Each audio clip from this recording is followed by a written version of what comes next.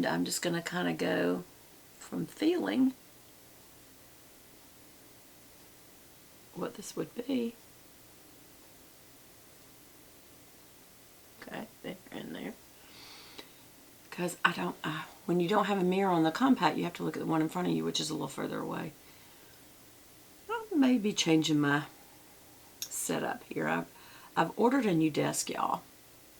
Not for in here, for in my other filming room, which is right in front of a mirror, which is supposed to be like the best light ever.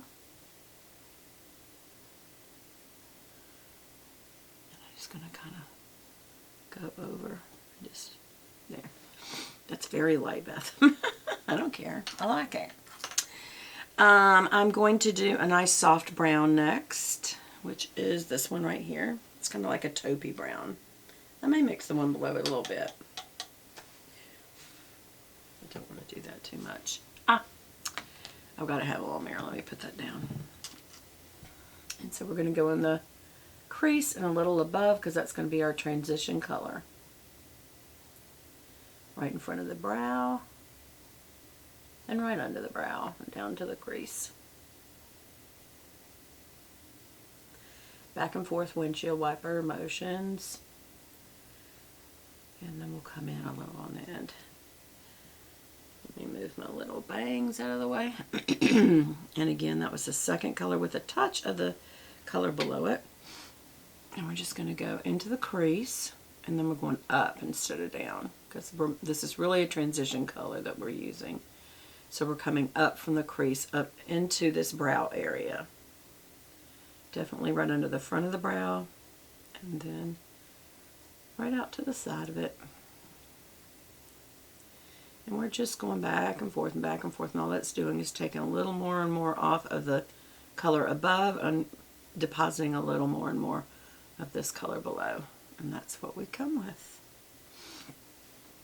And I like it a lot. Okay, now I'm going to do a little bit more of a condensed brush, which is the E39 Buff and Blend, and I'm going to go to one color down, which is a darker, kind of a reddish brown. So let's see, how does it come out? Right here on this outer corner for sure, and then in a little bit. The darker area on the outline, and don't want too much of it staying in the crease for sure, not coming up at all. Yep, that's all I wanted to do, was slightly darken it. And like I said, this almost has a red undertone to it. And kind of just starting from out in, just to build this outer V. Out in is what I mean. Start out here and pull in. And then go through the crease a few times just to blend that color in, but stay in the crease, don't come up at all, because you want this to be definitely more of an enhancer color. Do you see that? My little scar never takes the color. I always have to really work it to get that scar. There we go. Alright, now I'm going to use my finger, and I'm going to this color. Okay, so we did this right here, then we did a blend of these two, mostly that one, and then a touch of that one, and then I went this one in the outer V. And now I'm going with this with my finger. And this has like, it's a very odd little color. It has like an orangey, hot pink, opalescent oil, like an oil spill look to it. And so when you put it on, it has like a rusty pink look. So I'm going to go all the way into the crease, mostly in the front here, and up just a little to blend it up. But I really do like the color, but I'm not going to get into that dark area, so that's the difference. Do you see? Now this is definitely something you need to put on eyeliner with, or it's going to look kind of weird. So again, I'm coming from the inner area and up just a little bit.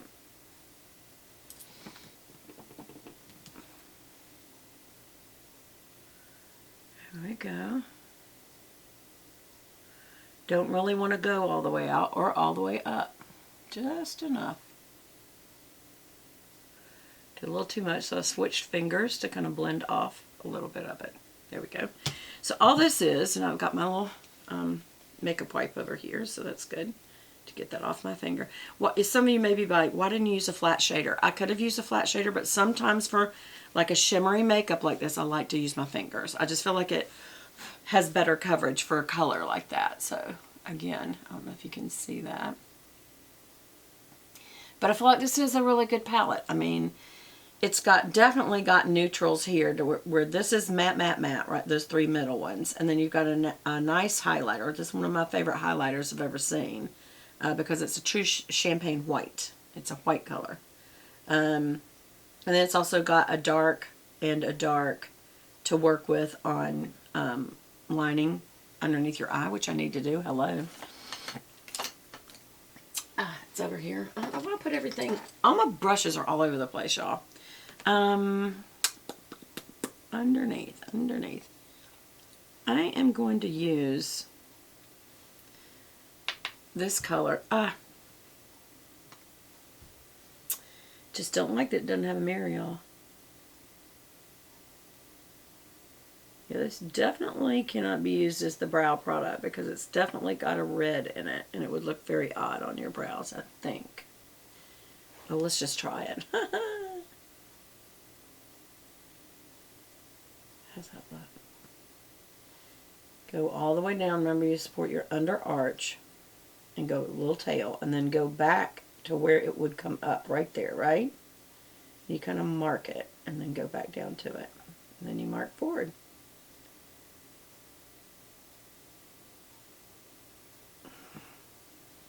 So how's that look? Give them a little bangies on the way and then just backfill this little front area a little bit. That's actually not bad. It's not so colorful that it's looks wrong. So again, you're going this brow's lower for me, so I am going to support the under area, but at a higher arch level. And then right there would be where it ends. So I'm going to come forward a little higher because this just brow doesn't want to be. It's actually the front of the brow that's lower. So I have to kind of, and what really stings about that is it's really hard to get it just about right, and then I almost raise the look of the other one. Yeah, I do. And then I feel like I'm starting to get the front of it too dark. You don't want the front of it too dark. So what do we do in that circumstance? You can always just go through and reinforce by taking away some, and you do that by using a spiral or a spoolie, is what I'm trying to say, brush, mascara wand. And so, but don't brush through it or you have little marks up here. So just brush up on the base, this bottom area. You may even want to roll it a little bit to get the little hairs to come up, and that can go straight, and then these can go towards the opposite side like that. Oops, it was a little too much. And what that does is it just takes a little product off. That's what it does. So it's not so dark. Kind of destroys the lines, what it's doing. And then just bring a few of them backward. But still needs a little off. Again, don't brush all the way through. Roll it if you have to. Or you'll end up like I just did right there. You'll end up with it up there. You don't want that. Okay, so it just takes a little bit out. So again, I really do like this palette. I hate any palette that does not have a mirror. That's just how I feel. Okay, so let's do a quick liner. 2 liners using my Tartist. The first liner is a crayon waterproof liner. Because it's gel based, you see how smoothly it goes on, not even having to hold down the flap of the skin. This is what I mean. I don't have to do that. Just not good to tug down like that. I mean, it is momentary, but any repetitive action like that over time, it does take a toll on the skin. And you put makeup on every single day. I do. Sometimes the inner corner does better than the outer corner, and I have to go over it a few times. But that's good enough. Remember how we talked about sometimes you just have to decide when is enough? Yeah. Alright, before you do your excuse me, before you do your liquid liner on the upper lash line, always blend. So I'm going to blend the front real good so there's not a little line right there. And then this line, we just want to diffuse a little bit, not overdoing it.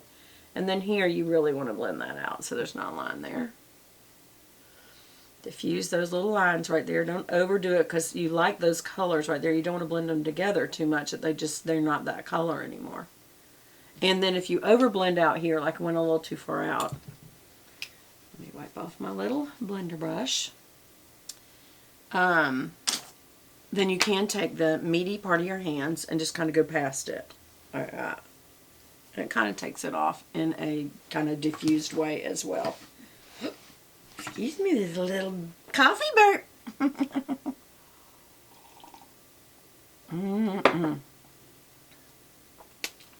Good stuff. Okay, so now we're using the liquid liner. And we're coming in almost straight, as I've told y'all before. And then I'm going to go back and lay this down right on the lash line. Because when you come in like that, you're usually a little high. Just little dashes to make sure you get it right. I'm going to come pretty far in today. And really, that's all it needs. Did I get down there really good? I guess I did. Make sure it connects. Yeah. That one kind of did good today. And do you see how it just makes the shadow look better? I've got a good bit of fallout. What do we do with fallout? Get your dual fiber or a fan brush. Just flick it off. Don't rub it. Flick it off. The reason I use dual fiber is because it dents on the bottom and light on the top. It will flick product off easier. Get on either side of your nose off. Underneath the eyes off.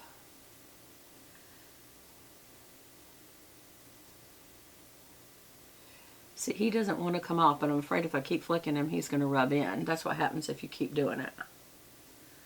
It may